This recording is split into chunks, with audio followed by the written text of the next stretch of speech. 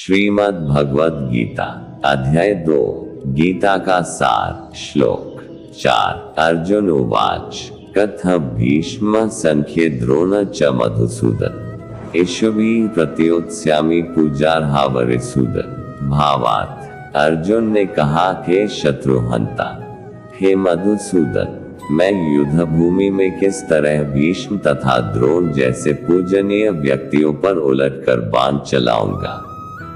तात्पर्य भीष्म पितामह तथा द्रोणाचार्य जैसे सम्माननीय व्यक्ति सदैव पूजनीय हैं। यदि वे आक्रमण भी करें तो उन पर उलटकर आक्रमण नहीं करना चाहिए।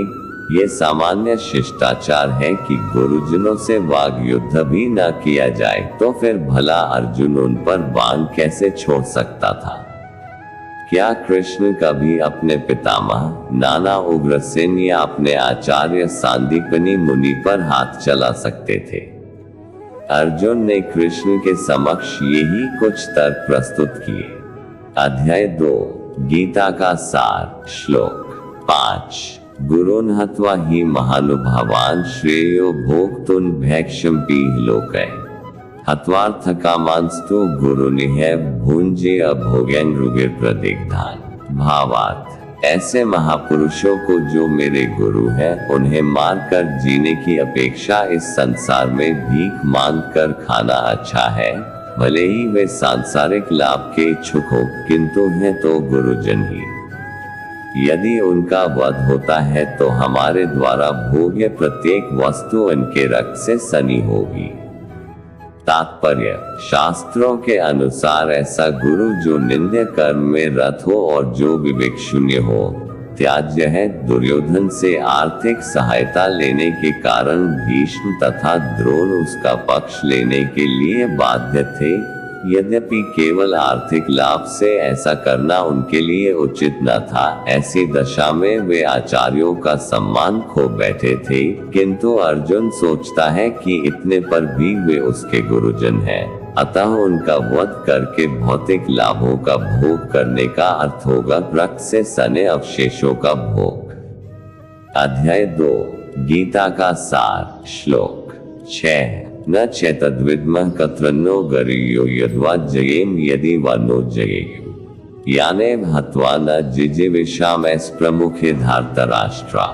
भावार्थ हम ये भी नहीं जानते कि हमारे लिए क्या श्रेष्ठ है, उनको जीतना या उनके द्वारा जीते जाना। यदि हम धृतराष्ट्र के पुत्रों का वध कर देते हैं तो हमें जीवित रहने की आवश्यकता नहीं है, फिर भी वे युद्ध भूमि में हमारे समक्ष खड़े हैं।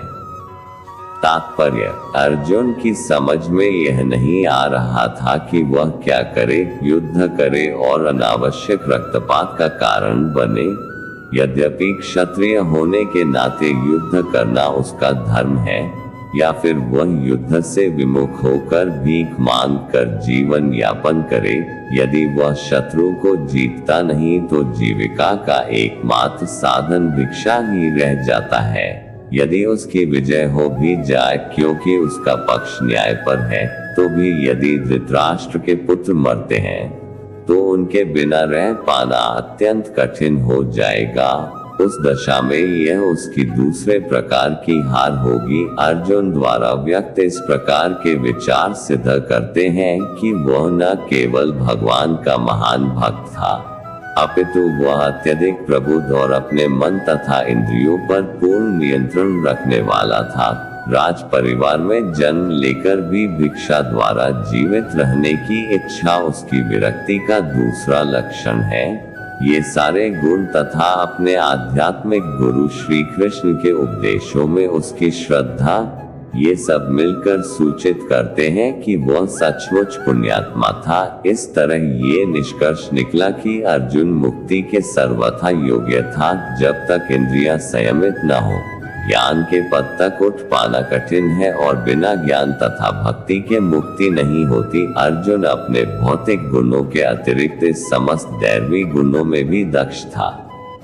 अध्याय 2 गीता का सार श्लोक 7 कार्पण्य दोषपहत स्वभाव पृच्छामि त्वा धर्म समुचेता यच्छ्रेयः स्यानिश्चित ब्रूहि तन्मे हम शादी मात्वा प्रपन्न। भावार्थ, अब मैं अपनी कृपण दुर्बलता के कारण अपना कर्तव्य भूल गया हूँ और सारा धैर्य खो चुका हूँ। ऐसी अवस्था में मैं आपसे पूछ रहा हूँ कि जो मेरे लिए श्रेयस्कर हो उसे निश्चित रूप से बताएं। अब मैं आपका शिष्य हूँ और शरणागत हूँ, कृपया मुझे उपदेश दें।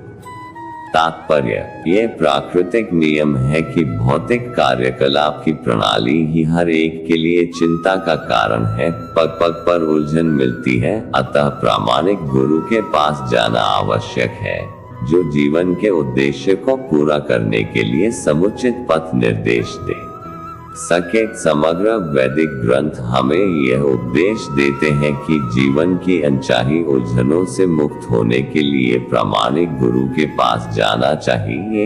ये उलझनें उस दावाग्नि के समान हैं जो किसी के द्वारा लगाए बिना भभक उठती हैं। इसी प्रकार विश्व की स्थिति ऐसी है कि बिना चाहे जीवन की उलझनें स्वतः उत्पन्न हो जाती हैं। कोई नहीं चाहता कि आग लगे, किंतु फिर भी वह लगती है और हम अत्यधिक व्याकुल हो उठते हैं।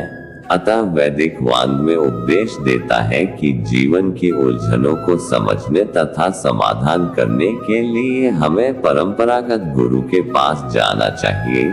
जिस व्यक्ति का प्रामाणिक गुरु होता है वह सब कुछ जानता है। अतः मनुष्य को भौतिक उलझनों में न रहकर गुरु के पास जाना चाहिए। यही इस श्लोक का तात्पर्य है।